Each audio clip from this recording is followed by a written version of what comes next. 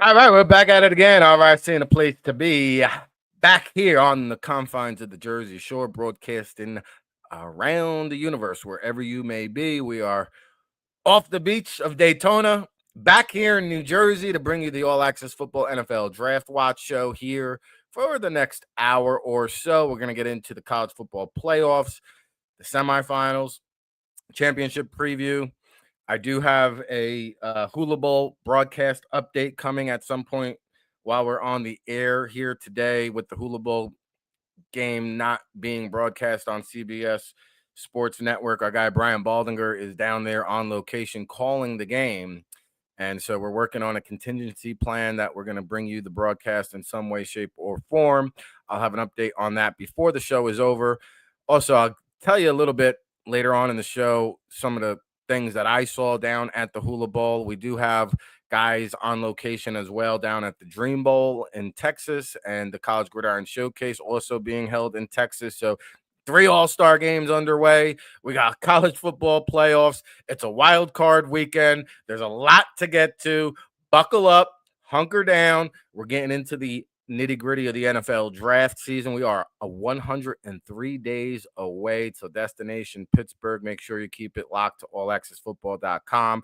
All of our boots on the ground analysis for the All-Star game circuit. I'll be taking off back down to Orlando, Florida for the American Bowl, and then we'll eventually make our way over to the East-West Shrine.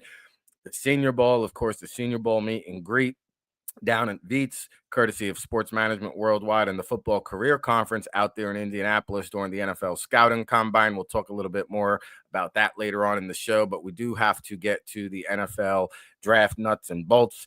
Always great to see our chat room people. Douglas Dorner starting it off nice and early. Good morning to you, Doug. Always appreciate the love there. And if you guys have questions, hey, we think we have answers, or we'll try to answer it the best we can, but always love getting interactive with it while you're here. Please drop a like, share, subscribe, whatever your soul desires. And again, I am Rick Serritella. This is my 24th NFL draft cycle covering the process, and my co-host is a veteran of the scouting community. He started off with the UCLA Bruins, eventually went to the NFL side of things, spending some time in the front office of the St. Louis Rams, the Cleveland Browns. He was also a member of the original XFL before making his way up north, where he served in a front office capacity for several Canadian Football League teams, and the CFL, UFL, also well attended down there at the Hula Bowl, and former member of the CBS Today broadcast television program, a mentor over at Sports Management Worldwide, my co-host each and every week here on the All Access Football NFL Draft Watch show, checking in from Chi-Town, where they got a big game, probably the biggest game in about a decade over there in Chicago. Russ Lande joining the show right now. Good morning, Russ. What's going on, big timer? Yeah, it's a huge game. I mean, the city is abuzz. And it's surprising. It's not just a buzz, obviously, the Bears, but I mean, I'm excited because the Chargers play Sunday. So, I mean, it's like a double bonus. I get to see the Bears' excitement and the Chargers. I'm excited because we got all these new teams. I can't remember an NFL playoff being as wide open as this one. I couldn't agree more. I mean, think about no one's talking about Houston. They have the best defense in football, and they're going against, to me, potentially the worst offense in the playoffs. I mean, they could get ugly Monday night. So It's a wild playoff setup right now. I mean, think about it. A month ago, the Bears were literally 5 minutes from losing and the Packers taking the division lead. And what happens? The fluky onside kick. The Bears continue to win. The Packers haven't won since. They've lost 4 straight games going in the playoffs. What are the odds the Packers win tonight? Even though they're the favorites, I'd be stunned if the Packers won tonight.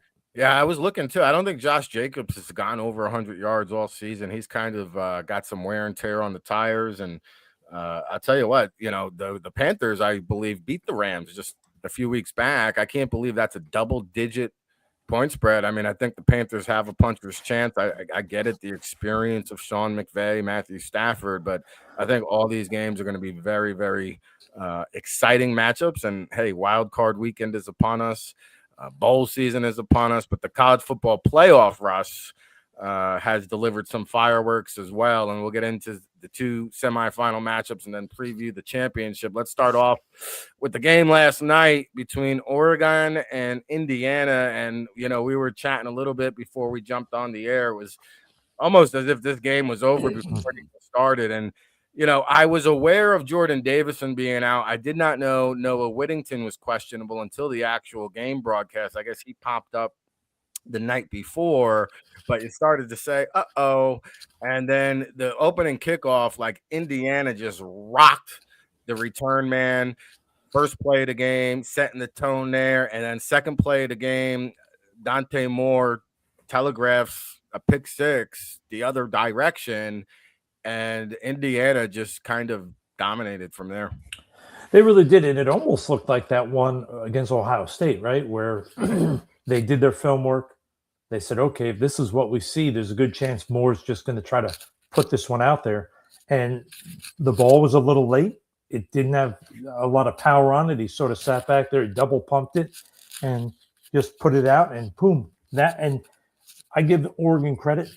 The next drive, they came out, and Dante Moore made 3 or 4 beautiful throws to bring him down and take him for a touchdown drive. But that was pretty much the end of the game after that 7-7 tie. Indiana basically said, no more of this. And Dante made a handful of good throws throughout the game, but the consistency was not there. There were numerous throws he had an opportunity to hit that he missed that were wide open. And again, I think this points to what we've talked to all season. The potential for a Dante Moore is enormous. But what you see on a snap-to-snap, down-to-down basis is so inconsistent. That's the reason you have to lean towards a Mendoza. If you're an NFL team that's looking for a quarterback, Mendoza may not ever become a superstar, but he's probably going to be along the lines, worst case scenario, a high-end starter like a Matt Ryan. While Dante Moore could become a superstar, but he also could be out of the league in 2 to 3 years. So I think you saw that on display last night in that Moore was just inconsistent. He had numerous chances to keep drives alive, missed throws, made bad throws, whereas Mendoza, not every throw was perfect, but he barely put any throws in risky spots, and he barely put any throws that weren't catchable.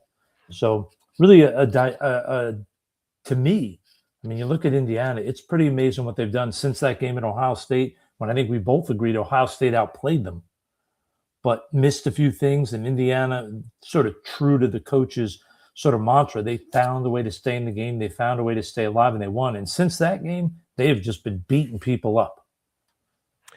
Yeah, I mean, Fernando Mendoza has figured out you can't go broke taking a profit, and he does a masterful job of taking what the defense gives him. And I agree with your sentiments in terms of if you're looking for the most polished quarterback in this year's draft that is actually capable of stepping in and competing for a starting job on day one, then Fernando Mendoza is your guy. Now, I'm still not going to move off of my stance that I think Dante Moore has the more upside, but he's also the riskier prospect. With the risk, for sure. Right? But there's a risk-reward proposition. And I think it's really a case-by-case situation depending on which organization you are, because in theory, Mendoza goes to the Raiders number 1. Well, the Jets are picking 2.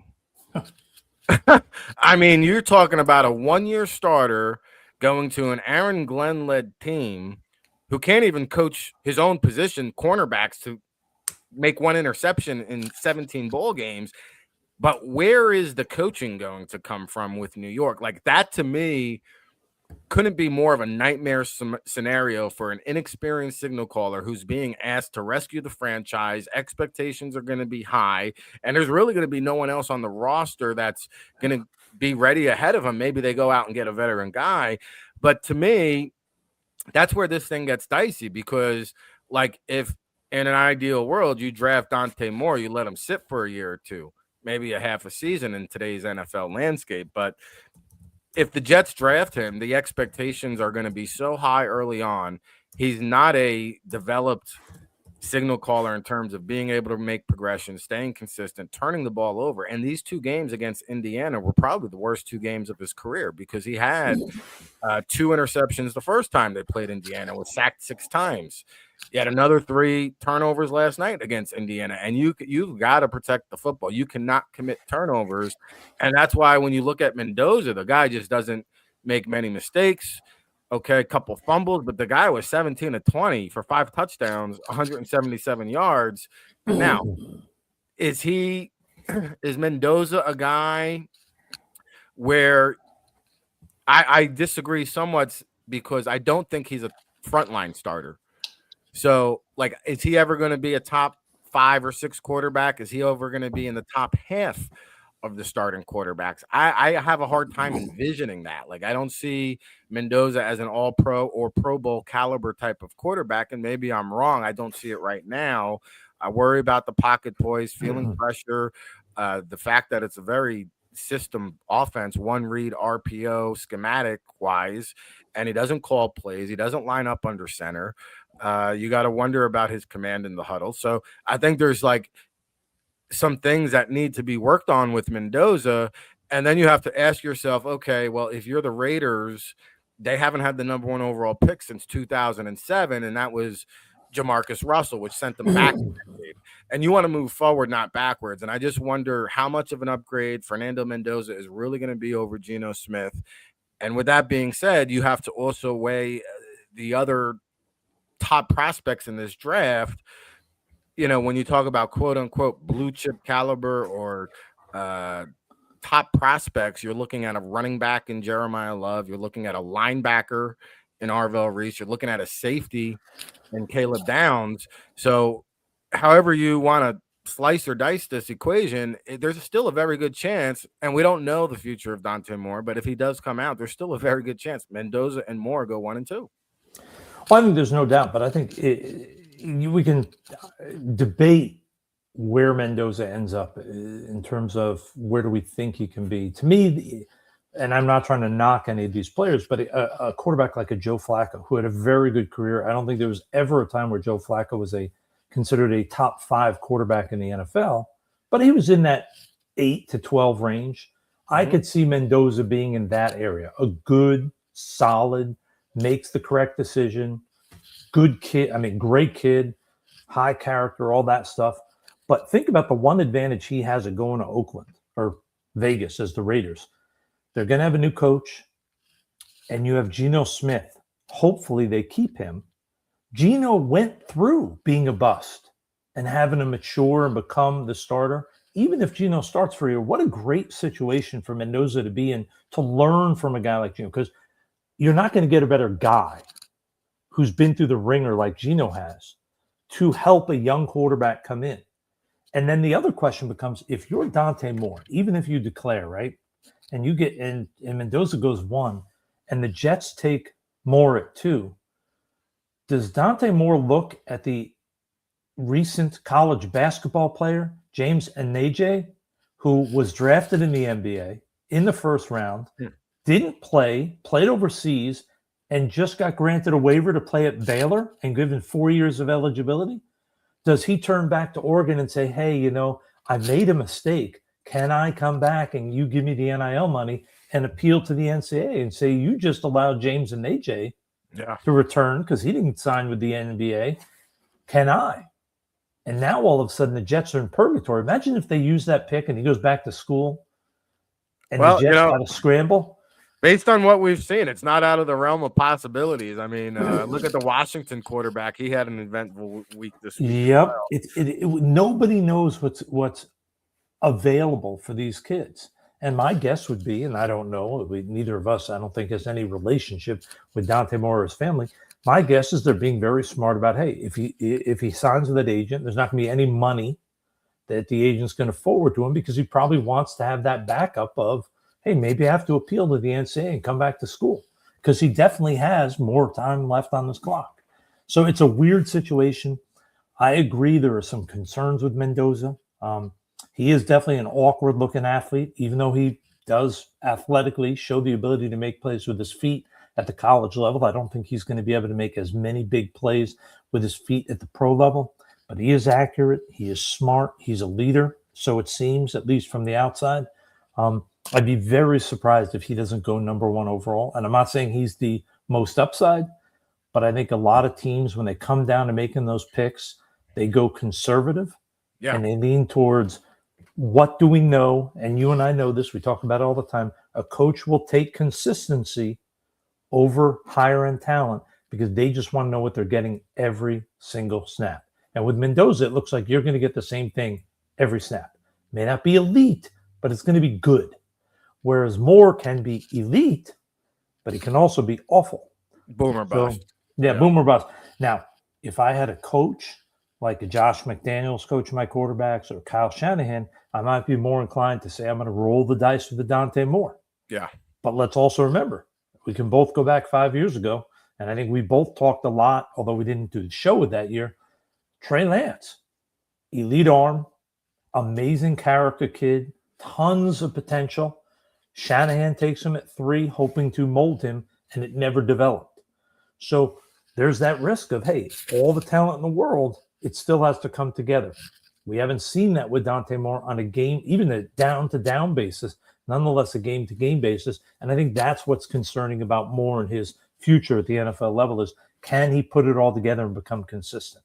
Yeah, and it's a big question mark, right? Rick Serritella, Russ Lande breaking it down, chopping it up. Our good friend John Murphy has a question. Is Mendoza a West Coast style fit only, or is there upside to developing what he has not been asked to do? And then you could maybe get evaluated differently if you see him that way.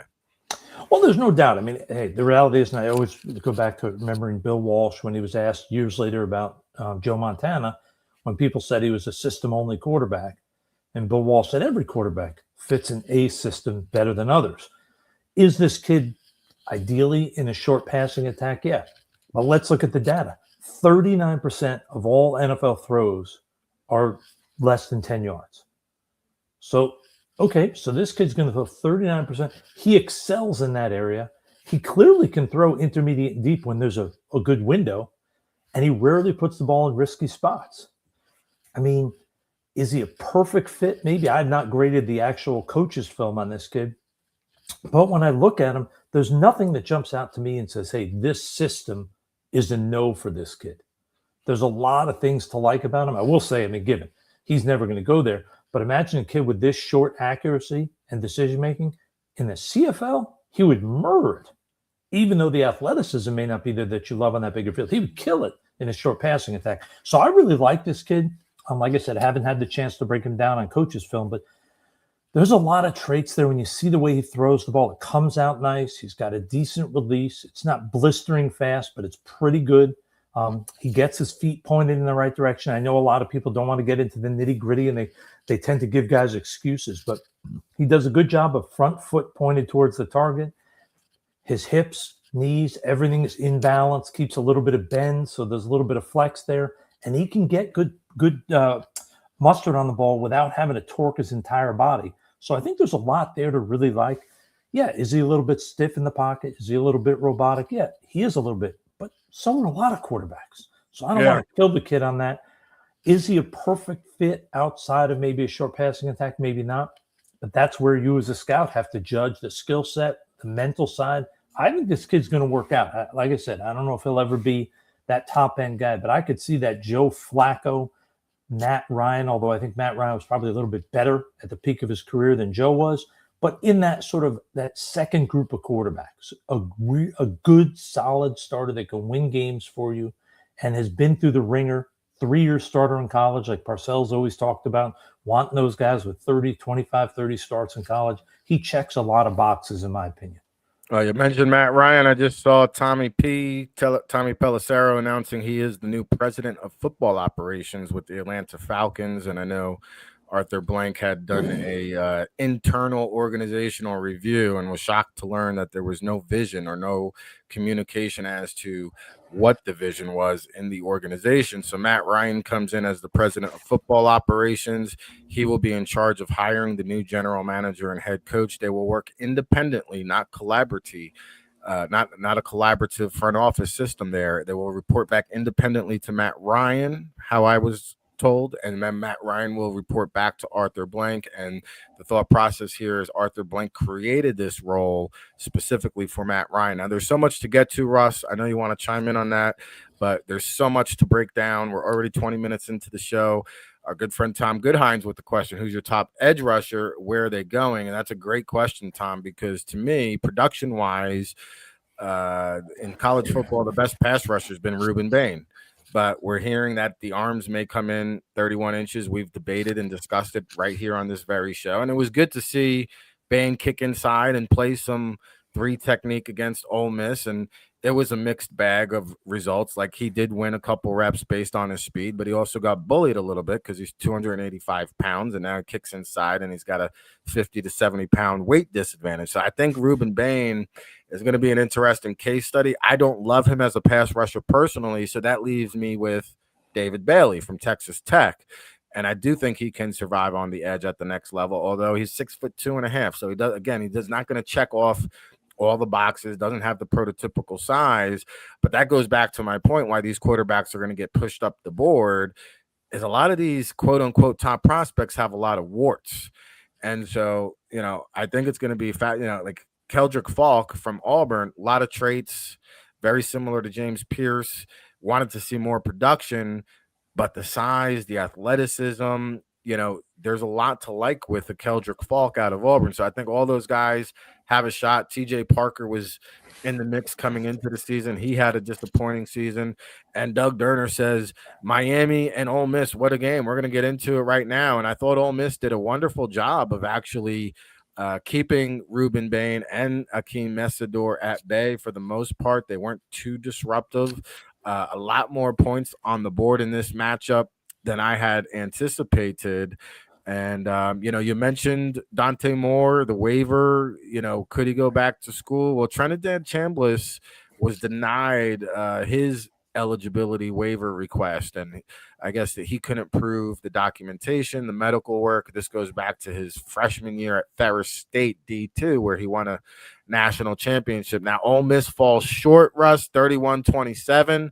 But this was a game that did go down to the wire. And, Carson Beck, I got to talk about him because we've talked about his reluctance to go down the field. Now, he was willing to test the Rebels defense. In fact, he missed Malachi Toney 3 times on deep ball opportunities early on in that game. But it opened things up, and they had to respect that.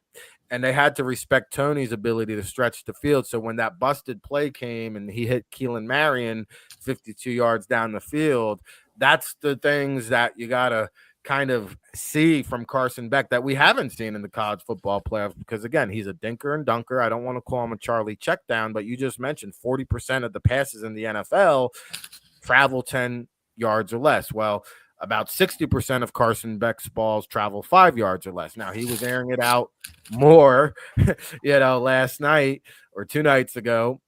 But again, they got to lean on Mark Fletcher, 22 carries, 133 yards. He's really boosted his draft stock. And we mentioned he had said that he was going to return to Corral Gables. But I don't know. He's having such an incredible run. What were your thoughts and impressions between the Hurricanes and the Rebels, Russ? Well, firstly, I think I was impressed by some of the things Beck did. I think you're right. He pushed it. He showed a willingness to put it downfield. But I was actually surprised at his missing on guys downfield. I mean, there was even the one where they called the penalty later in the game where downfield, his guy's gone. And he underthrows it. And the guy has to slow up, and the DB runs into him, and they get the penalty. I was surprised to see him miss throws downfield. And maybe that's why he is conservative and checks down and takes the short stuff. Maybe his deep accuracy is a legitimate issue.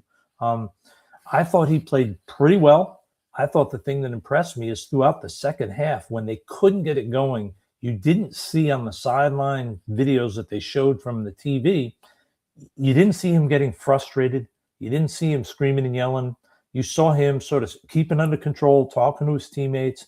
And that's a good sign because there were a lot of things early on in his college career that people would come out publicly in the media and say, oh, is he mature enough?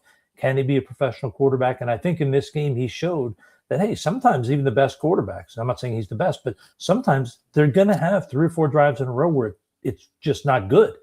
but he didn't seem to get down on himself. And in the key drives late in the game, he did come up and make some good throws in key spots. So I was impressed with him. I thought Miami did a really good job offensively of giving him time to throw most of the time. Defensively, I was stunned at Ole Miss's ability to keep Chambliss from getting pressure. I mean, a few times he made that one throw where Mesidor was in his face late in the game.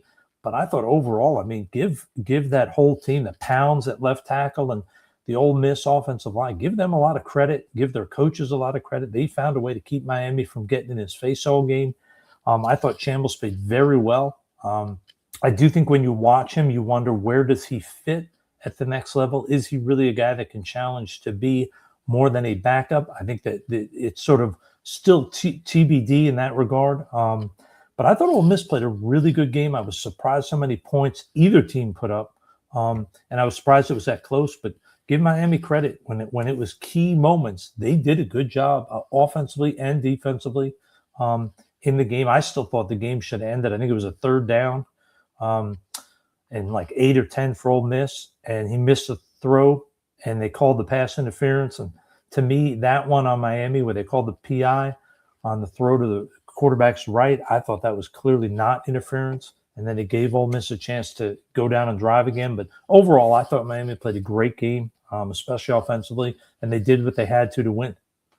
Yeah, they're going to have to clean up some of those mistakes and penalties, though, against Indiana. No doubt. Not going to get away with that against that Hoosiers ball club. Now, I got to ask you, like, I've been trying to come up with comps for these two quarterbacks because suddenly, you know, Carson Beck and Trinidad Chambliss are going to find themselves in that tier 2. And, you know, you got Mendoza and Moore, who we've talked about extensively. Ty Simpson has declared for the draft as maybe somewhere in between tier 1A. Or tier 1B. And then you're looking at guys like Carson Beck and Trinidad Chambliss. I saw our good friend Emery Hunt down at the Hula Bowl. I heard him compare Carson Beck to a Matt Schaub. I was thinking a poor man's Kirk Cousins type. Trinidad Chambliss, I feel like, could have a Malik Willis kind of, like you said, a backup guy who comes in, spot starter, could scramble, move around, throw on the run. You know, now Malik Willis, the knock on him was between the ears. I don't know what the read is on Trinidad Chambliss, but he seemed to have accustomed himself very well to the new surroundings, making the switch, transferring up from D2, power forward, didn't seem too big for him, didn't come in as the expected starter, so it was kind of thrown into the fire third game of the season after Austin Simmons went down. And so, you know, again, like, you're trying to make chicken salad out of, you know, and Trinidad Chambliss, again, doesn't have ideal size, going to come in a shade under 6 foot tall, but then you start stacking him against some of these other quarterbacks in the draft, and you know what, like, maybe somebody rolls the dice in the mid to late rounds on a Trinidad Chambliss. But what do you see in terms of the draft prospects for Carson Beck and Chambliss? First, I think you're right on Chambliss. I mean, you're trying to figure out where he fits. I mean, I love Malik Willis as a kid. I love his character, his intangibles. I just didn't think he was accurate enough coming out. I think there were tons of things. A former he has improved, though. He has improved. He's improved his accuracy. And one of my old students worked at Liberty during his final year in college. And he literally said to me, he said, there may not be a better person that you're ever going to deal with in your life than Malik Willis. He said, this kid is just off the charts as a human being, a worker, all those things. So I don't know Chambliss. I don't know where he fits in that. I think there's a lot to like. I know I've said it over and over. To me, there's a little bit of Taylor Heineke in there, maybe a little bit of Vernon Adams, who has been really successful in the CFL. Athletic kid with a good arm. I think Vernon, if he had come down when he was 24 or 5 and gotten a chance in the NFL, I think he could have carved out a role as like a third backup. And I wonder if Chambliss is along those lines. I'll give you my sort of hot take on Carson Beck is I think Beck is going to be one of the surprise higher picks of quarterbacks. I think he's going to go above Simpson. I think he's going to threaten Dante Moore. I think because he has the size, he looks the part, he's got a rocket for an arm. 37-5 as a starter. I like that. Yep. And you know that when some of these quarterback coaches and coordinators, if he go, and we don't know this is what we don't know, when they put him through the paces in interviews and put him on the board, if he kills it and they see that physical talent that he's got, people are going to go, we want this guy. We can make him better. Whether or not he becomes that player, we don't know. But coaches, and I've said it before, all a coach is when you break it down is a teacher. And all teachers, we can all remember in junior high, high school, college, all teachers believe they can make everybody smarter and better in the classroom. That's what football coaches are. They look at the clay and they say, I can sculpt it. And if it comes down to, if you're sitting in the war room, you're saying, okay, Dante Moore versus Carson Beck. Dante Moore started about 20 games. Carson Beck started about 40. And who's a little bit more consistent now? Carson Beck. He may not be finished and polished, but he's more consistent. And there's no way you can say he doesn't lose the arm battle. The physical tools, other than athleticism, he's right there with any quarterback in this draft. I think he's going to go higher than people think. I think he's going to impress. I think he's a very unique prospect. I think the intangibles interviews is going to determine if he rockets up boards or ends up in that second or third round area. I have a hard time finding a person to compare him to. I want to say, okay, is there a little bit of Flacco in there? A little bit stiff, a little bit sort of pockety, not really athletic enough to make plays with the ball. There's a little bit of that. I have a hard time finding a real comparison for Beck to where I feel comfortable with saying that's the guy. So yeah. I don't Flacco know. had a much stronger. Flacco had a cannon of an arm, though. Flanagan did, but I will say Beck's arm is pretty strong. Now, accurate deep. I'm not saying he's anywhere near Flacco's accuracy deep, but I'm saying in terms of throwing it to a brick wall, this Beck can throw it. The arm is strong. I'm not saying it's John Elway type strong, but he just doesn't use it as often. Exactly, because you saw in some of those deep throws that he missed, he can throw it deep. Now, you may not know if it's going to land on the field or in the stands, but he's got the ability to put pace on it deep. He, to me, is going to be very intriguing as this draft process goes on. How does he do in the stuff that the fans don't get to see? How does he interview? How does he do when they put him on the board? If those things check the boxes and they feel comfortable with the intangibles, I could really see him being a guy that some team takes a flyer on late in the first round, maybe even higher, because of what potentially he has, as opposed to what we've seen every game. I don't disagree. It's going to be fascinating between now and then. 103 days until destination Pittsburgh. Nobody's counting you down like the allaccessfootball.com and NFL Draft Bible. We got Russ, Lande each and every Saturday here on the NFL Draft Watch show. Again, it's bowl season. It's college football playoff season. It's wild card weekend. We have posted the official weigh-in measurements from the Hula Bowl, from the FCS Showcase. I just got my hands on the College Gridiron Showcase measurements, which I'm hoping to have up on the website later today, as well as the Dream Bowl measurements. So we have boots on the ground. Our guy Brian Baldinger is down at the Hula Bowl. I'm waiting for an update from him for the Hula Bowl broadcast that was originally scheduled for CBS Sports at noon Eastern time today. That is not going to occur. I will have an update before we get off the air today. But we just broke down the college football playoff semifinals. We're going to take a quick 30-second break. When we come back, we're going to give you the college football playoff championship preview with Russ Lande and Rick Serritella. Don't go anywhere.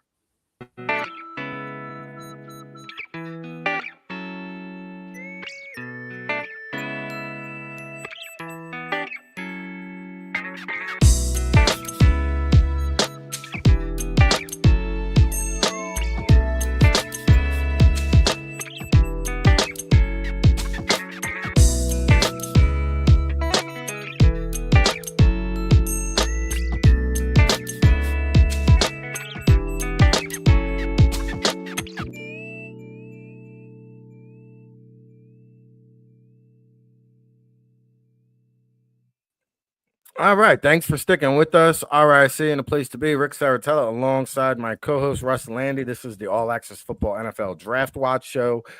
Please visit allaccessfootball.com. I do believe our RIC VIP promo discount is still active. RIC VIP should get you 30% off. That includes the 2026 NFL Draft Bible. We're going to have well over 500 in-depth scouting reports. Of course, we got over 1,000 players and hundreds of scouting reports you can consume and digest over at the headquarters page on our menu tab. And, of course, we'll be getting ready to depart for the American Bowl kicking off this week. That will be broadcast on the NFL Network. on Saturday. But now, Russ, we just broke down the semifinals. Indiana, Miami.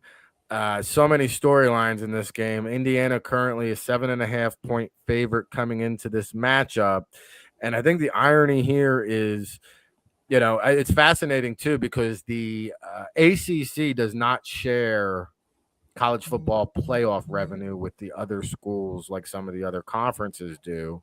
So if Miami were to actually win the national championship, they get to pocket and keep the entire $20 million payout entirely for Miami. Now, they also are playing 30 minutes from campus, Russ, and each team is allocated $3 million for travel budget. And so they basically get to pocket that $3 million because they're commuting to the game. Also, the irony here is Fernando Mendoza literally grew up 5 miles from Coral Gables. He wanted to play for Miami. The Hurricanes denied his request to walk on. And so now here he is in his hometown against the team he wanted to play for on the biggest stage he could ever possibly imagine. I mean, this is probably a scenario he didn't even dream about. Oh, there's no doubt. And think about it. Does this point to maybe why Mario is the right guy for the job? If the prior group said no to this kid, right? I mean, Mario's been there, 3 years, 2 years, and has got this place rebuilt. So when Mendoza came out, it wasn't even Mario's decision to not offer him a walk-on. So I doubt the animosity is there towards Mario and his staff, but I'm sure in the back of his mind, he wants to go there and show Miami they made a mistake. They should have brought him in. Now, I will say, obviously the playoffs throw a lot of pressure, but you talk about an opportunity to see him not only play in a humongous game, but in his home city, going against the school he wanted to go to. I mean, there couldn't be a game that's going to put more pressure on the kid that NFL teams are going to be excited to see, okay, how does he step up? Does the big stage in his hometown with friends and family, watching him up close and live, how does that affect the kid? I'm so excited for this game. I think it's going to be, to me, you hit it on the screws earlier. Like I said, Miami, I thought played very well, but the mistakes, this Indiana team, you can't make mistakes. They are as efficient. I mean, they remind me a lot of the Patriots when Belichick was coaching and they were on all cylinders. The Patriots oftentimes, and I'm not trying to knock Indiana, but they would beat teams that you thought had more talent. The Patriots regularly won games. You say, oh, I thought they were going to get their butt kicked, but they won it because they were so well coached. They were so fundamentally sound. Brady never put the ball in a bad spot. And offensively and defensively, they were very efficient. They didn't make mistakes, and they played their best in key spots. That's what Indiana's doing. So if you're Miami, you commit a bunch of penalties, you turn the ball over, whatever it may be, that screams lose. So Miami is going to have to tighten things up, play more efficient. They're going to have to play like they did in the first playoff game, that's what they're going to need. Now, let's also be fair. I mean, Indiana obviously is an elite team, but if you go player by player on the O-line, it's not like Ole Miss had a bad O-line. Ole Miss has a pretty good O-line, so it's not like they're going from Ole Miss to playing like a truly Hall of Fame offensive line in Indiana. I think their O-lines are pretty similar to Ole Miss. It's going to be a bit of a challenge for Miami to get pressure, but I think they have a chance. And those two ends, we can say all we want about Bain with the arm length and whatever it may be. He's a good college pass rusher without question. No doubt. Now, whether he can be a professional, yet to be determined. And I'll just give you a funny note. A good friend of mine out here in Chicago actually played Division I, played at Iowa, 3-year starter, played in the NFL for 3 years. And we were talking about him, not the play. I didn't tell him the name of the player. I just said, how would you feel if you got to the NFL and you got to go against a defensive end whose arms are between 30 and a half and 31? He goes, I'd eat him up. He goes, I got 34 3/4 arms. He goes, I'll grab that guy and yank him to the ground. So that's part of the debate with Bain at the NFL level. But at the college level, that's not as big a concern. So I'm really excited. I think it's going to be a great matchup. I can't wait to see him. This is a great chance also for Beck to say, hey, I know you guys are focusing on Mendoza. He's the number one guy, and everybody talked about him and Dante Moore, but don't forget about me. This is a chance for Beck to make a statement saying, hey, I know you like Mendoza. I know he's a great kid. I know he deserves to be a first-round pick, but hey, don't forget, I'm really talented. And a year or two ago, you were saying I was going to be the first pick. I think it's going to be a heck of a game. I think one of the most intriguing parts of this game to me is Indiana runs the ball over 50% of the time. And Miami, with Fletcher, has a very good rushing attack, a very good offensive line. Mm-hmm. This game could actually come down to the rushing attack of both teams, as opposed to Mendoza and Beck being the winner and loser. It could be who can control the line of scrimmage, which it almost always is, and run the ball better. I don't disagree. In fact, I'm usually a defer guy, defer to the second half. But if I'm Yep. Miami here and I get a chance to get the ball in my home, quote unquote, stadium. By the way, it was 90% Hoosiers fans last night. It should be a little bit more balanced in Miami. Yeah, But no doubt. to me, I want the ball. I want to go on a long opening drive, feed Fletcher, get on the scoreboard first, take the crowd and the momentum out of it early on, because you don't want to get into that hole that Oregon dug themselves into. And to me, if you can get on the scoreboard first, get the crowd into it, make the opening statement, punch them in the face, and then see how Indiana responds, and then milk the clock with Fletcher. Shamar Brown got 14 carries. Fletcher had 22. I mean, they ran the ball 50 times. So Yeah, if they get 40 or more carries in the national championship game, I would bet they're winning the game. So the thing and the point you make that's so dead on is Indiana, because of how well they're coached they are, and because Mendoza doesn't make mistakes, if you fall behind, it's over. I mean, they really have the ability to just stay in front. And they don't dominate. They just keep you a touchdown or so behind because they don't turn the ball over. They make you go long fields over and over. So if you can get up early and just be up by 3 or stay even, you got a chance late. But Indiana is so well coached. They're so fundamentally sound. They don't make mistakes. You can't afford to fall behind because they're not the type of team who's going to get up and then throw a pick. If they get up, Mendoza becomes, I think, a little bit more conservative once they're up because he knows, don't make a mistake, we're already ahead. And I think that's part of the coaching. So it is going to be a challenge for Miami. I'm excited. I think it's going to be a fantastic game. I think it's going to be much more sort of like Ohio State, Indiana than what we've seen in the playoffs. I think it's going to be a gritty, physical, low-scoring affair. I think 24 points easily wins this game. All right. I see your questions in the chat room, guys. I'm going to get to them in a second. I do want to make two more points. I think and we haven't mentioned Francis Mauigoa because he had a hell of a game. I think he's kind of established himself as the top offensive tackle in this year's class. But to me, I think the game of chess between Keontae Scott, the safety for Miami, and Fernando Mendoza is going to be a hell of a chess match because Scott is just an incredible anticipator, can jump the routes. He's very deceptive. I think that's going to be a very good game of chess going back and forth, something to keep an eye on. The other thing I want to mention is the run that Indiana is on here, if they are to finish the job. And these are not exact numbers, but they're very close. I don't have them in front of me, but, Alabama had like 54 four-star recruits on the roster, right? Ole Miss had like 40.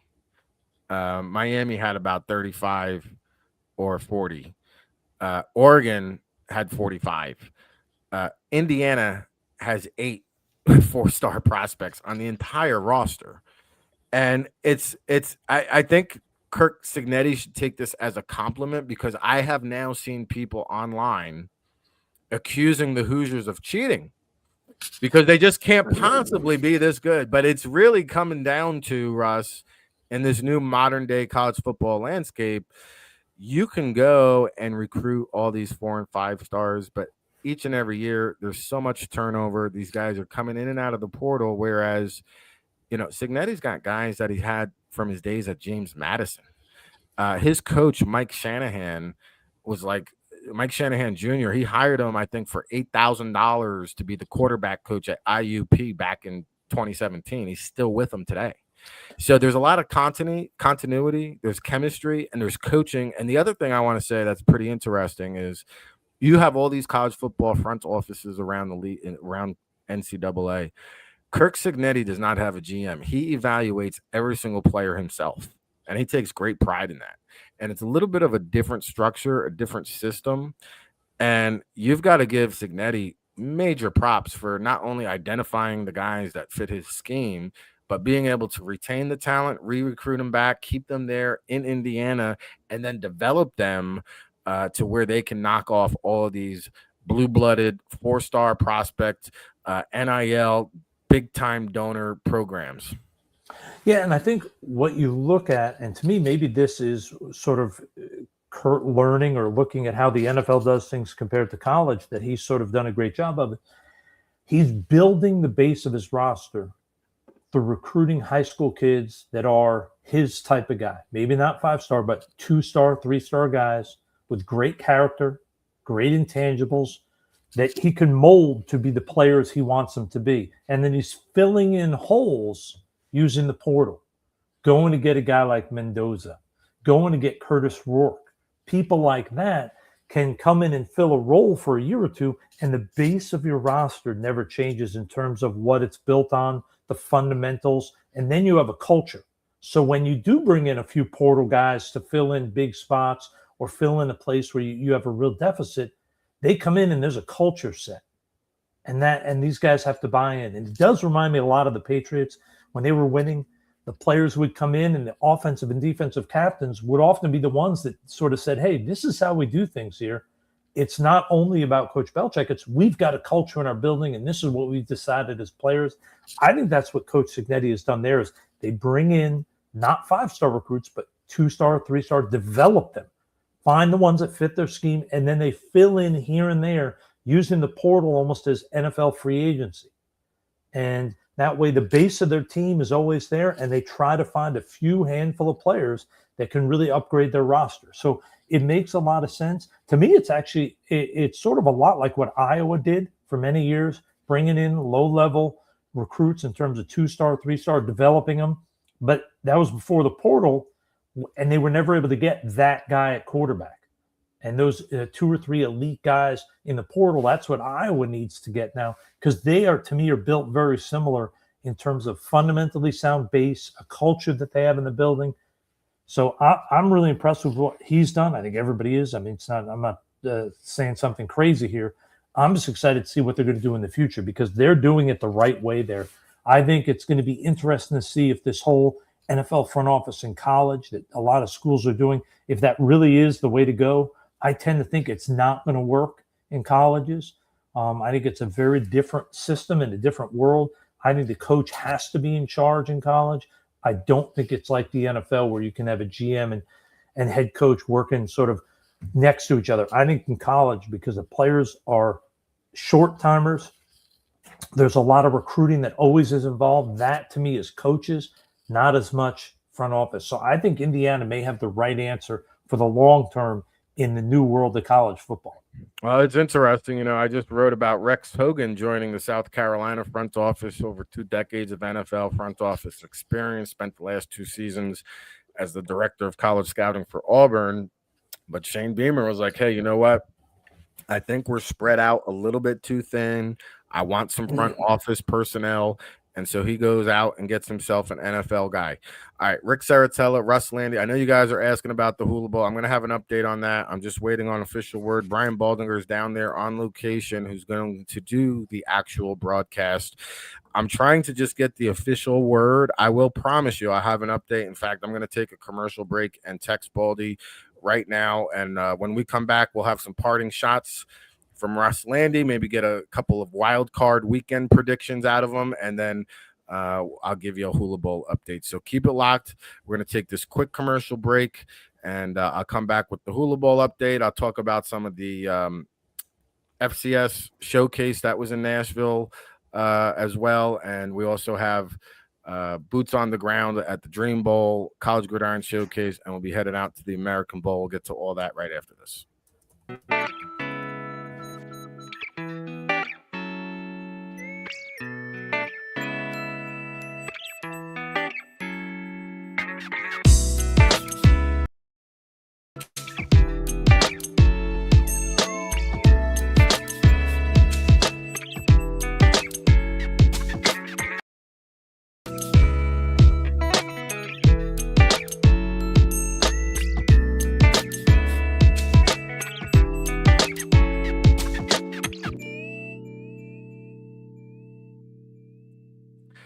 All right, we're back at it again. Thank you so much for your patience. It's the All Access Football NFL Draft Watch Show. Rick Serritella, Russ Lande here, breaking it down, chopping it up. The Hula Bowl is not going to be broadcast on CBS Sports Network, and it's unfortunate. It's a developing story. We woke up to the news this morning. We went through this fiasco last year. Last year, the game never broadcast anywhere. I have been in communication with Brian Baldinger, who's scheduled to broadcast the game today. I'm waiting for the official word, but here's what I can tell you, or I'm willing to tell you right now.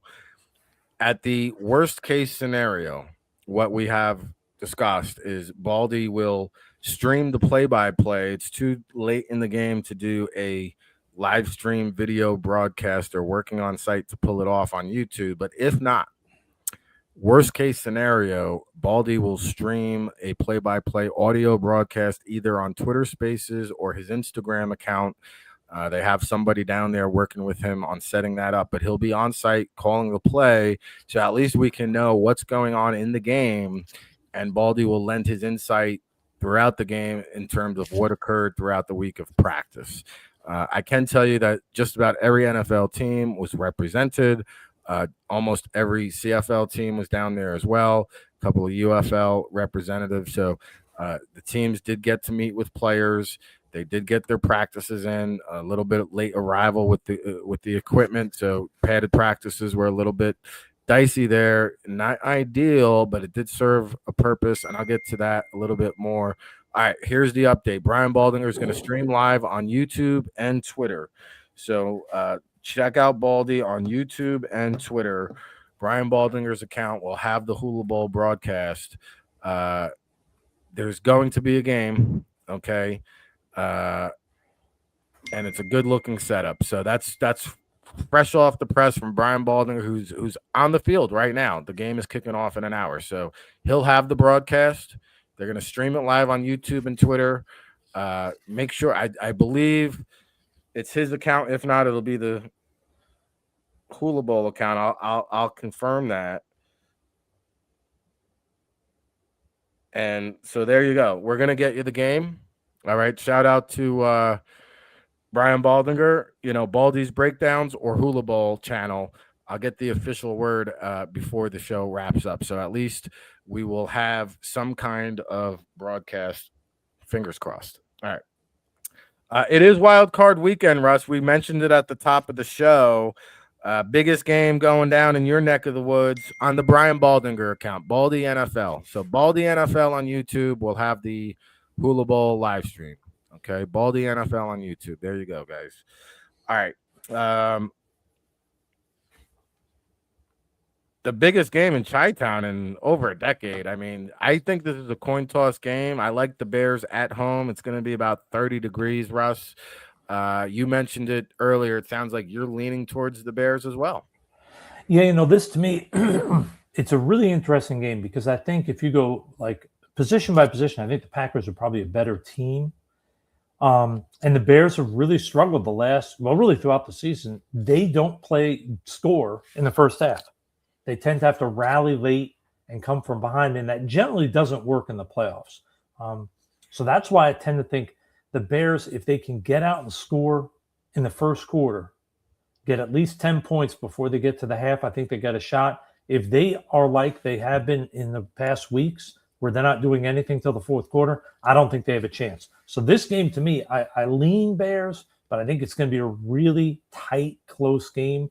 And I think unless the Bears really are on top of it offensively, I think this could get ugly. I do think, unfortunately, some of the games are going to be. I think the Rams are going to steamroll Carolina.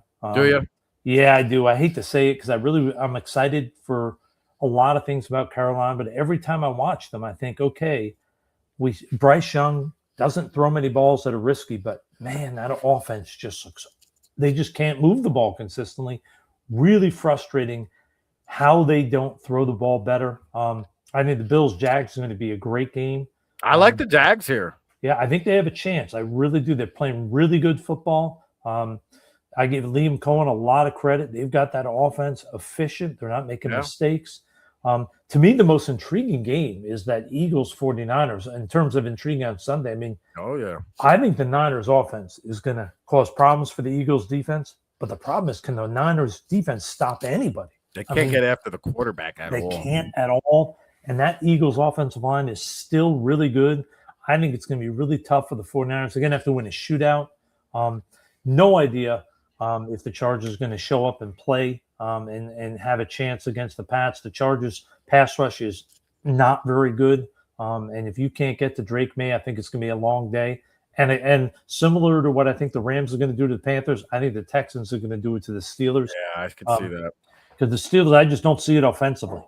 And if you have an offense that's, to me, not dominant, and you're going against what I think is potentially the best defense in the NFL, it could get ugly fast. I worry about Aaron Rodgers holding up and even making it through that game.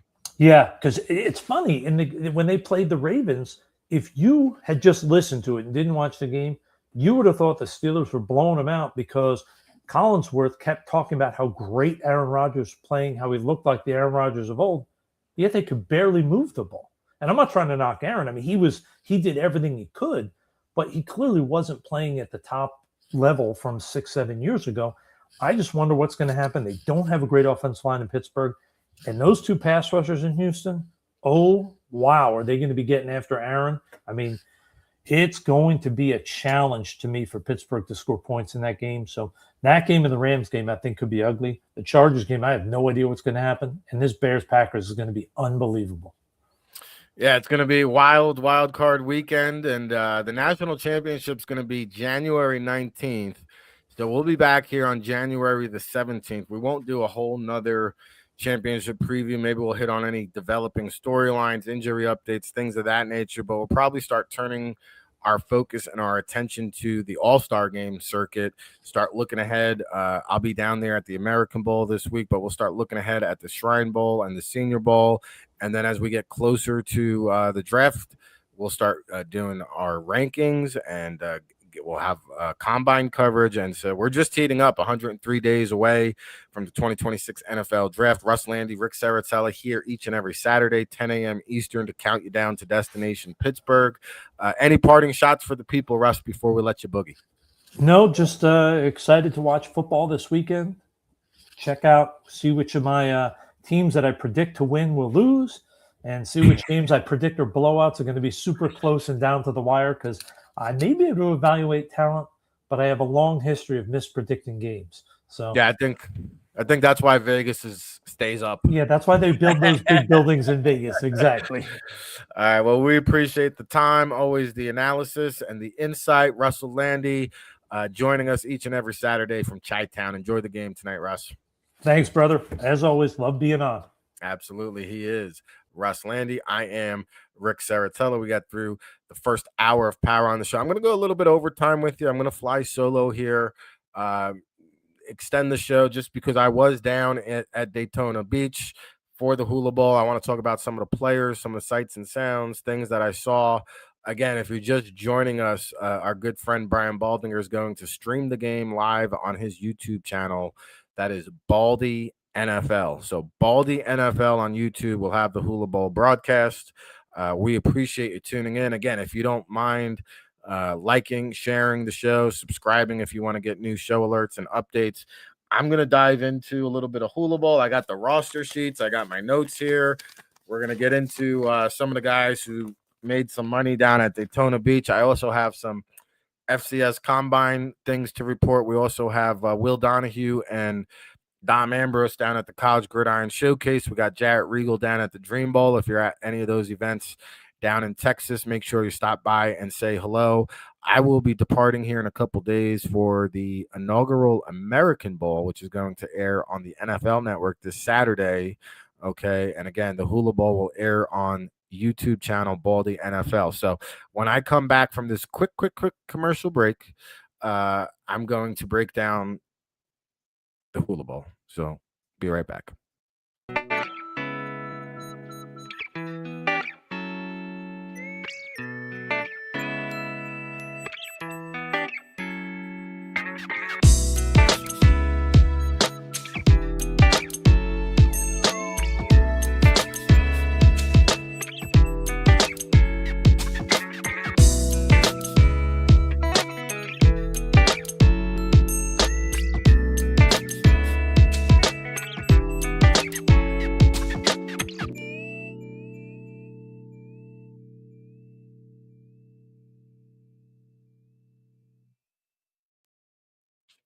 All right, back at it again. RIC in a place to be. Rick Serritella here, flying solo for the remainder of the show. We just had Russ Lande breaking it down, chopping it up. We appreciate everybody who is here. You out there. All right, let me just flying solo. Let me just get my setup right, my configuration.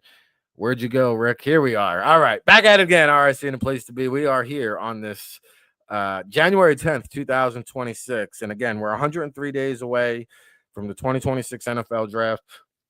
It's our 24th year of bringing you independent NFL draft analysis. If you want as accurate of a big board as you could possibly find, verified measurements, scouting reports, rankings. Now we're working on the 2027 big board. We'll have that announced as soon as the underclassmen deadline passes, which is January 14th. But if you're in the finals for Indiana and Miami, we'll have to actually wait until January 23rd is the official deadline for underclassmen for the two championship teams. So we'll be providing we have about 60 guys already declared on the underclassmen tracker. The best thing to do is go to the headquarters tab over on allaccessfootball.com. You can find all the all-star game rosters, all of our scouting reports, player rankings, everything you need to know to get you ready for the 2026 NFL draft. So we also have the hula ball measurements, the FCS showcase measurements. I just got a hold of the College Gridiron Showcase measurements. I'm hoping to have them up on the website later today, as well as the Dream Bowl measurements. And I'll also get the American Bowl measurements posted once I get out there back down to Florida in Orlando. So here's what I can tell you before I get into some of the players who stood out at the Hula Bowl. I know there was a lot of smoke, a lot of negative PR on the social media world, and a lot of individuals who were not even there in attendance. So what I can tell you is it had some bumps. And, as somebody who's been involved directly in conducting and organizing an all-star game, and did 5 years with the NFLPA Collegiate Bowl, also several years with the College Gridiron Showcase, I do know a thing or two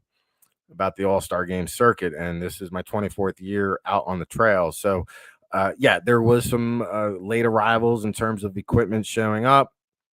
I think it's becoming a little bit more difficult because as you see the player turnover, there's also staff turnover. Equipment managers are not, hanging out full time on campus. So there was some late arrivals on the equipment. The first day was essentially a walkthrough.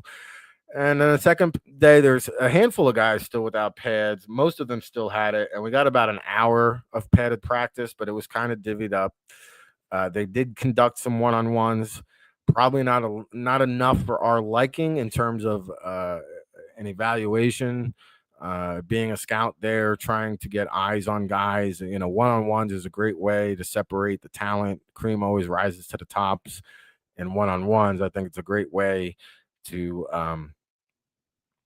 get a good look at these guys. So we didn't have a great look at practice. And I think the most frustrating part for me, being a one-man band and being one of the few media representatives there, along with Neil Stratton from Inside the League and Emery Hunt from CBS Sports, the football game plan, I didn't see any other media out there.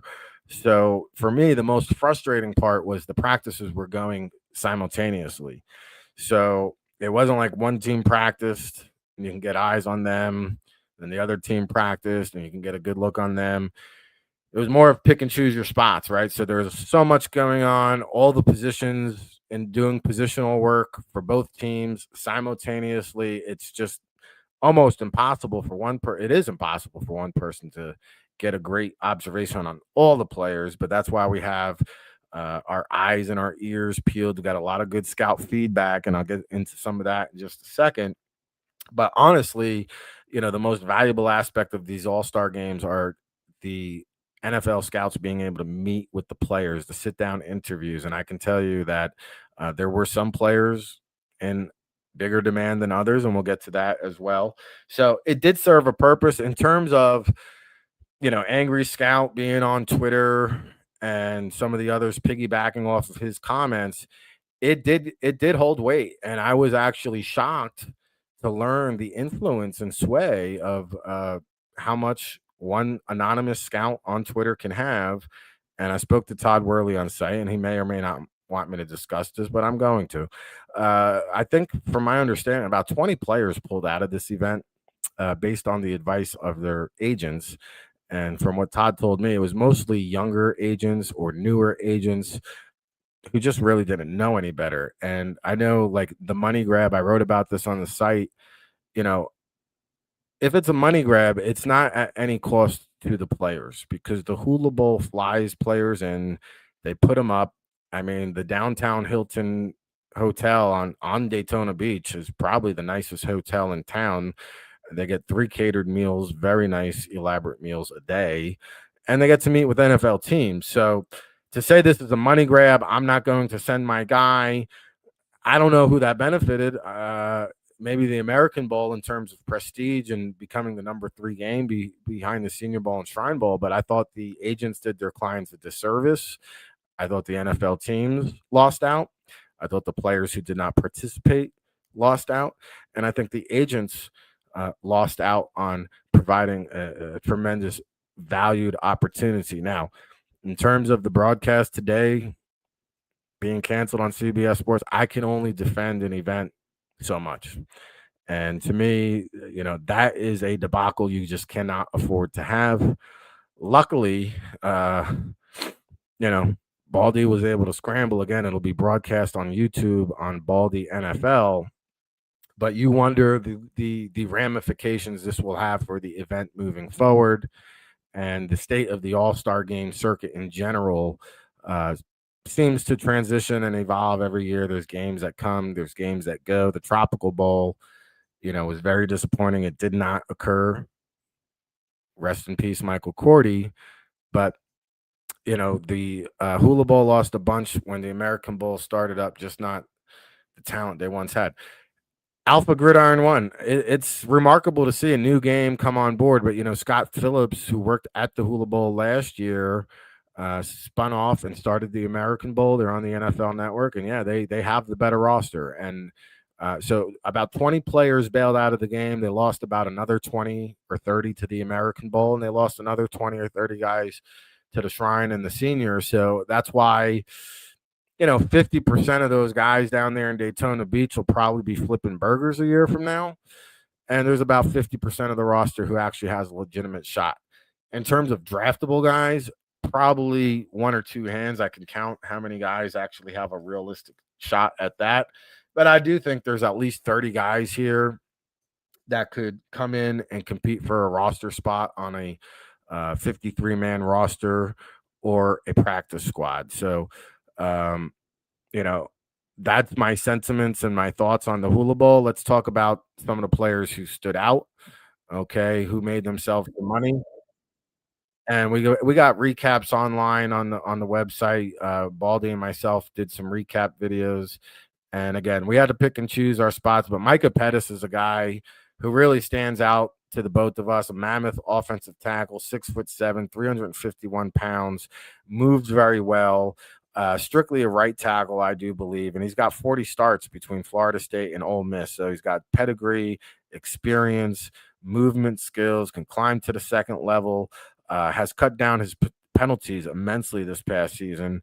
And, I would not be shocked to see a Micah Pettis get a call up to the East-West Shrine Bowl or the Senior Bowl. Miami, Ohio linebacker Jackson Kuwach is one to watch, and he had 109 tackles for the Bobcats this past season, a former Ohio State walk-on downhill player who did very well in pass coverage. I think he surprised some people down in Daytona. Size and length, can get after the quarterback, all-MAC performer. I like him to be a special teams guy who serves as a valuable backup, and that's the kind of role players that you can find down there at the Hula Bowl. Shad Banks out of UTSA, he's a former wide receiver, that began at Texas A&M, went to TCU, converted to linebacker, 5'11", 233 pounds, but really, again, had a breakout campaign this past year for the Roadrunners there at UTSA. 94 tackles, 7.5 tackles for loss, 2 sacks, 3 interceptions, 3 fumble recoveries, forced fumble, a touchdown, vocal leader. And he's reportedly been timed in the 4.4 range. So you're talking about an undersized linebacker with wheels who can cover sideline to sideline. And again, he's going to earn his keep on special teams, serve as a valuable backup. He's a guy that has make it traits. We talked about the quarterbacks and some of these quarterbacks. Camden Brown, Arkell Williams, 93-65. It's like you were down there. Camden Brown from Georgia Southern had the biggest highlight reel plays. He made some really nice splash plays. He flashed his vertical prowess. Had a one-handed catch in the back of the end zone, I think, on the first day or second day of practice. So Camden Brown was a name who popped up often. Good call there, Arkell Williams, and appreciate the feedback from Alpha Gridiron, Douglas Dorner, all our chat room people. If you have a name, Jordan Bressler, hopefully we answered that question for you. Baldy NFL on YouTube for the Hula Bowl broadcast today. But the quarterbacks were intriguing. So, like, we had Derek Robertson of Monmouth, who I scouted back in August and have been very well aware of. He was also at the FCS showcase prior to coming over to the Hula Bowl. So he's already getting in front of NFL scouts, all 32 teams represented at both events. I actually give Robertson the best shot. Like, this is a guy I would actually maybe even consider rolling the dice on late in the draft. He came in at about 6'2", 213 pounds or so. Very cerebral. I spoke to one NFL team down there that said Derek Robertson is the smartest quarterback they ever interviewed. So this guy's very cerebral, has a laser arm. I mean, just look at the last 3 seasons of production. He's got almost 10,000 yards passing, 83 touchdown passes. And, his older brother, Jimmy Robertson, is actually the quarterback coach at Monmouth. So he's just a very smart, accurate, strong-armed quarterback, more of a pocket passer, isn't going to extend plays or move around too much, but I like the tools. Derek Robertson is someone to work with. And, what I also liked is, like, I saw Blake Shapen from Mississippi State, obviously via Baylor. I asked him about the playbook, and he's like, man, this is so much more complex, not what I'm used to. Mississippi State, very simplified, 75 plays in the entire playbook. On game day, you might have 40 or 45, but very simple, clap your hands, one read type of offense. He comes to the Hula Bowl where John and Jay Gruden are installing NFL-style playbooks and vocabulary, and, you almost get the impression that he was lost in the sauce. Meanwhile, you talk to Derek Robertson, he's like, oh, yeah, man, I'm picking it up like a breeze. This is second hat. In fact, he actually alluded to his time over in Maine, how complex that system was and how long in terms of being able to regurgitate the vocabulary back and call a play. So for Derek Robertson, it was very flawless and a seamless transition. For Blake Shapen, it was a little bit more of a transition, a difficult transition. And you wouldn't think that from a quarterback coming from the SEC versus a quarterback coming from the FCS. Now, one thing I did learn while I was down at Hula Bowl, I'm not sure I necessarily agree with it, and everybody who has been following me for the last 2 decades know there's not a bigger supporter of the Rutgers football program than myself. But I have come to learn from NFL scouts that a few of them do have a draftable grade on Ethan Kaliak-Manis, the Rutgers quarterback who began at Minnesota. Now, I can say I've seen damn near every start of his career for Rutgers, and not once did that thought ever cross my mind. But again, for me, that is the value of going to some of these all-star games and getting the actual scout pulse and perspective. And so now, we got to look a little bit harder at Ethan Kaliak-Manis, who did have a career year, completed 62% of his passes, 3,000 yards, 20 touchdowns, 7 interceptions. I think that's where, I have the big issue with Kaliak-Manis. He just makes these mistakes that come in crucial spots of the game, and you can't have that. And he's just got, to me, an average arm, does get rid of the ball quickly, has nice anticipation and timing. So I'm very curious to see the draft fate of one Ethan Kaliak-Manis, but that was something that I had learned. I'll tell you what, this Fenton Brose out of Delaware, I posted a video of him stonewalling Gabe Rubio from Notre Dame. And I know Delaware made the jump up to FBS this year, but you like these smaller school guys going up against the blue blood programs. And Fenton Brose out of Delaware, is represented by Joe Linta, who told me he had a reject grade in the spring. And then, he here's a guy who has starting experience at all five positions along the offensive line. He was featured primarily as a center down at the Hula Bowl and did very well. But Vincent Brose, I love his stout anchor. I love his gritty and toughness. I love his versatility and experience to play all five positions. And this is a guy who's going to get a good hard look. Now, Rashid Miller out of Louisville. 6'7", 295 pounds, just a towering offensive lineman. Did very well, mirroring opponents. Has a quick kick slide. Can survive out there on the edge, but he uses these 36-inch arms. We talk about Reuben Bain, 30 inches. Well, here's a guy with 36-inch arms, with room to grow. There's a lot of athletic traits as well as experience to like about Rashid Miller. One guy who flashed all week, Tommy Dunn out of Kansas, quick twitch, strong hands. He's been a sturdy run stuffer there for the Jayhawks. Shout out to good friend John D. Filippo, who I had a chance to have breakfast with and was one of the coaches. And the coaching staff was tremendous. You got guys like John D. Filippo and John Fox, along with John and Jay Gruden. Phenomenal coaching staff down there. But Tommy Dunn, I saw above average athleticism and strength, good hand usage. His skill set looks like it does translate. And so I think he's somebody who also helped himself down in Daytona Beach. LaShawn Williams, former Iowa running back, again, finished up at Kansas. He had some juice and he did really well catching the ball out of the backfield. I thought that was something that stood out to me. Maryland wide receiver Jaleel Farouk, who came in with high grades in the spring, didn't exactly have the season we anticipated. But in terms of one-on-one drills, I think Jaleel Farouk probably burned more cornerbacks than any wide receiver down there.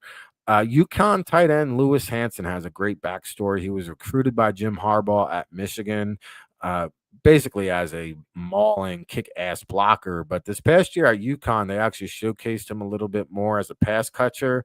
And you saw that down there at Daytona, that he can be a viable option in the passing game. And the LA Chargers, where Harbaugh is now, is one of the teams that did meet with Lewis Hanson. So just something to make note of. All right, I told you I have some news and notes from the FCS showcase. Well, Sam Hagan was one of those players of South Dakota who was at both events, and his agent Jeremiah Searles told me he met with over 20 NFL teams at the FCS showcase before even arriving and showing up to the Hula Bowl. So Sam Hagan, who came in at about 6'5" and 2/8, 300 plus pounds, really good size. He's probably met with just about every team already, and we're only in mid-January. Melvin Priestley from Illinois looks the part, lacks size, but sound footwork, gets down the line in a jiffy on the pull blocks, over 40 career starts at tackle between Illinois and Grambling State.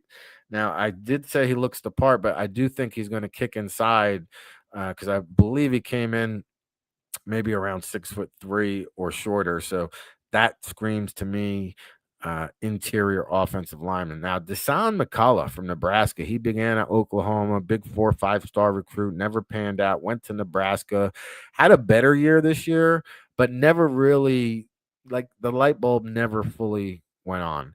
But I like his feistiness, long, linear athlete, full of piss and vinegar, former 4-star recruit. And you could see the untapped potential. And you just wonder, when you get to the later rounds, a guy like Desan McCullough, who flashes, never really put it together, but you can see it. You can almost touch it and see it and feel it, is an interesting guy. Now, one of my favorite players down there, the fastest man in Daytona, Desmond Reed of Pittsburgh, I believe is one of the best returners in this year's draft. And he actually reminds me of a Cavante Turpin when you talk about the size and the versatility. He came in a shade under 5'7", about 170 pounds, very similar to Cavante Turpin. And he's got at least one punt return for a touchdown each of the past 2 seasons. The new kickoff rules would benefit a Desmond Reed in terms of his value at the next level. But you're talking about a guy who went off for $155 receiving against Florida State. So he can line up in the slot. He could be a backup change of pace running back. But more importantly, I think he's going to be drafted potentially strictly based on his return ability. And Wedgen from Iowa probably is the other return prospect out there like that. But Wedgen and Desmond Reed, maybe two of the best returners in this year's draft class. Okay. I did get a chance to interview Desmond Reed. That's up on the website, as well as Blake Shapen and Tommy Dunn. You can find those video interviews on allaccessfootball.com, as well as the weigh-in results. Okay. Kyron Drones from Virginia Tech is another quarterback who I did not mention who's down there. Dean Connors, the running back from Houston via New Hampshire, another notable name. Chris Hilton, who's been timed in the 4.29 range, not quite the production you want to see out of LSU, but speed kills. And Chris Hilton is definitely a guy to just be aware of for the draft process. Just scrolling through the list, not too many centers get drafted, but Ryan Linthicum from Clemson certainly looked the part.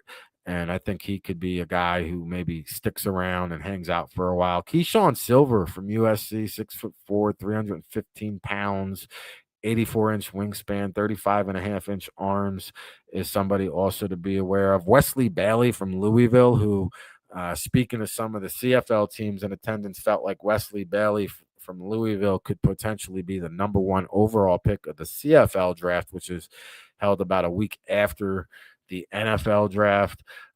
Just want to make sure, Daryl DeJohn from Rutgers is another one of those Canadian prospects. Toriano Pride from Missouri, and Cam Miller from Rutgers. Rutgers was well represented down there. Xavier Nwakpa from Iowa, Deuce Chestnut from Syracuse. Just some guys that are on a little bit of a higher draft projection than others who were in attendance there. So if you have a question or want to get some feedback on a player, feel free to drop it into the chat room, and I'll try to provide my thoughts.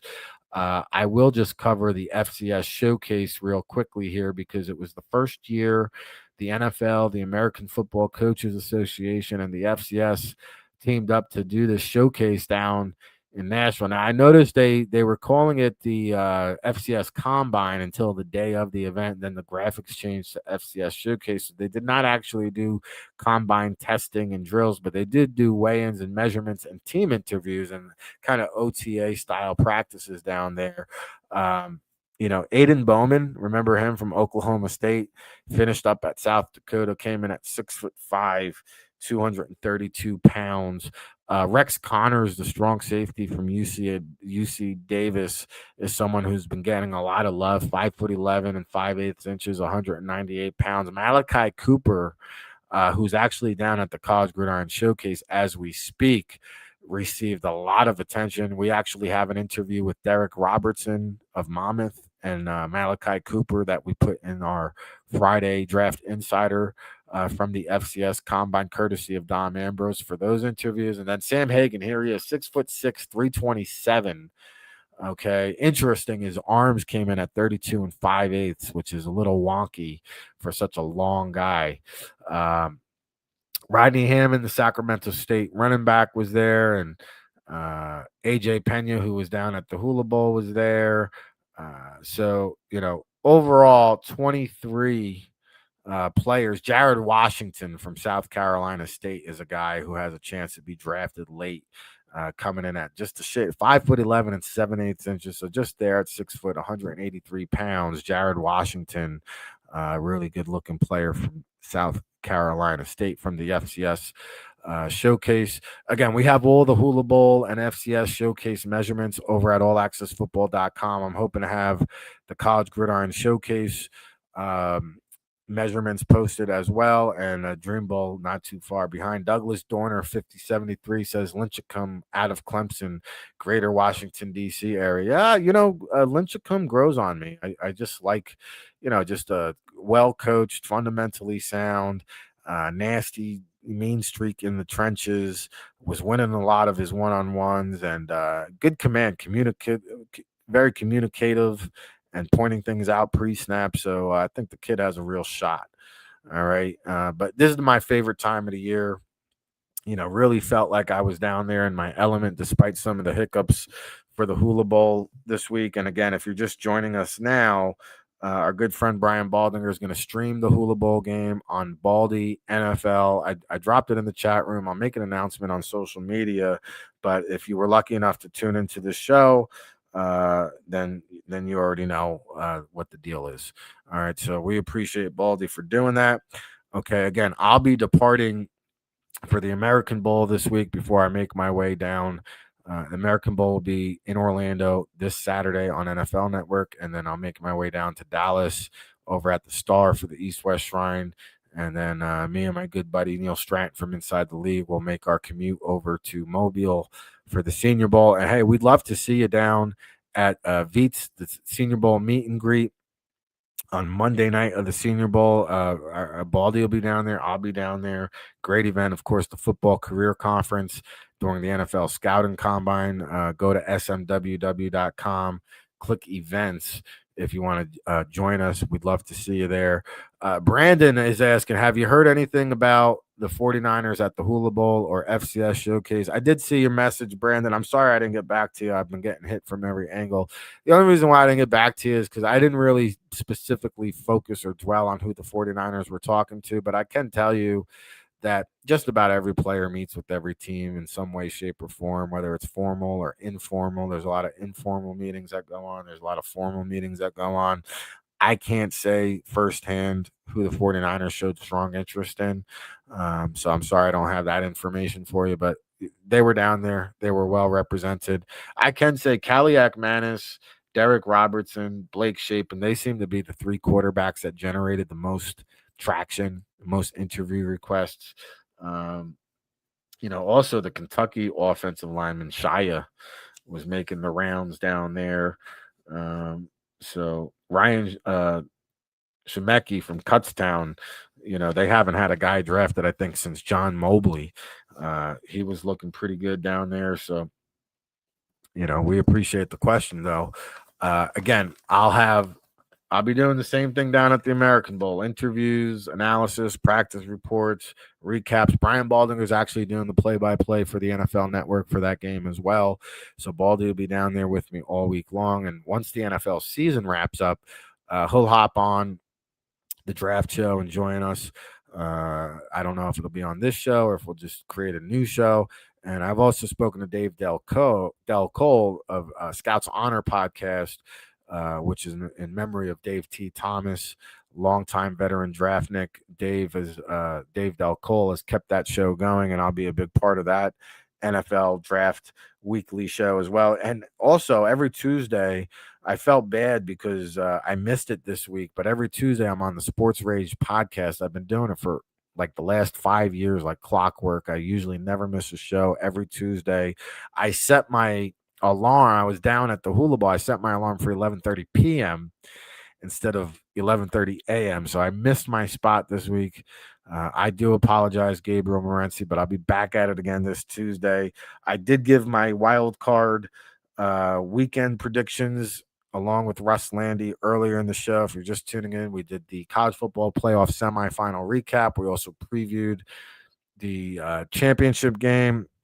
I gave you my Hula Bowl sentiments and thoughts from my boots on the ground experience. We got into some Hula Bowl moneymakers. We delved a little bit into the FCS showcase. And next week, like I said, the game is January 19th. So we'll be back here on this show one more time before the FBS championship. I don't know how much we'll go into that again next week since we covered a lot of bases here today. But I will tell you that it's the best time of year, 103 days away to the 2026 NFL draft. This is when our season really heats up and starts to begin over at allaccessfootball.com. And again, RIC VIP, I believe, is still in effect. Save your 30%. Go get the discount. Get the 2026 NFL Draft Bible. We're going to have well over 500 in-depth scouting reports. And now's the fun part, stacking the big board. And we'll be updating those on the website. We're also working on our 2027 NFL Draft Big Board, which will be coming out soon. And again, we're going to count you down every step of the way, from the All-Star Game circuit to the NFL Scouting Combine to the Pro Day Trails, right into Destination Pittsburgh. And I have not announced our NFL draft coverage plans yet, but I can tell you this: we are going to go live all 3 days. I know last year we did pre and post game coverage, but the plan this year is just to do the 3 day live coverage and give the people what they want. Um, yeah, Craig Reynolds, good call, Douglas Durner. Craig Reynolds from Cutstown was hanging out a little bit in the league. So we love to highlight the small school guys. They haven't been as prominent as years past with the NIL and transfer portal. But there's a lot of small school guys down at the College Gridiron Showcase and Dream Bowl going on right now as we speak. Again, the Hula Bowl broadcast, which begins in 30 minutes, noon Eastern time, will air on YouTube, Baldy NFL on YouTube for the Hula Bowl broadcast. So, again, thank you so much for tuning in. If you don't mind dropping a like, share, subscribe, we appreciate all the love and support, getting the word out there.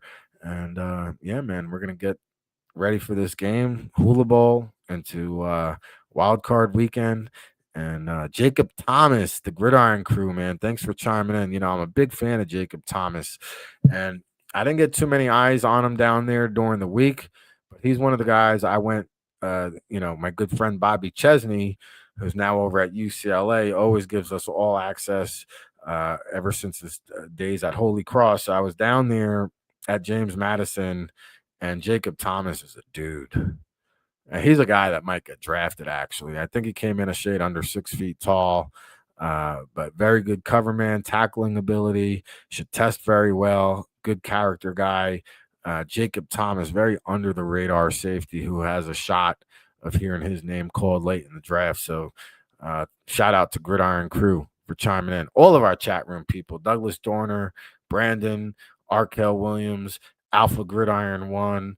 Love getting interactive with you guys, and I'm glad that we're starting. Tom Goodhines, our guy John Murphy. I'm glad that we're starting to now pick up a little bit more traction and feedback. Jordan Breast. So shout out to all the chat room people. We'll come back and do it again next Saturday. I do believe actually next Saturday, since I'll be traveling back from the American Bowl, I believe. So Big Law may be filling in for me along with Russ, Lande, and I'll be back the week after that to give you on location coverage either from I'll either be at the Shrine Bowl or Senior Bowl. I'll be streaming live in 2 weeks. But yeah, look out for Big Law and Russ Lande next week's show. Of course, Russ joined us on today's show. And again, I hate departing you guys. I'm a man of the people. I love talking football, specifically NFL draft with you guys. So we'll do it again next Saturday. Thank you so much for tuning in. Until the next time, everybody, buckle up, hunker down, enjoy the wild card weekend. Hula Bowl coming up on YouTube, Baldy NFL.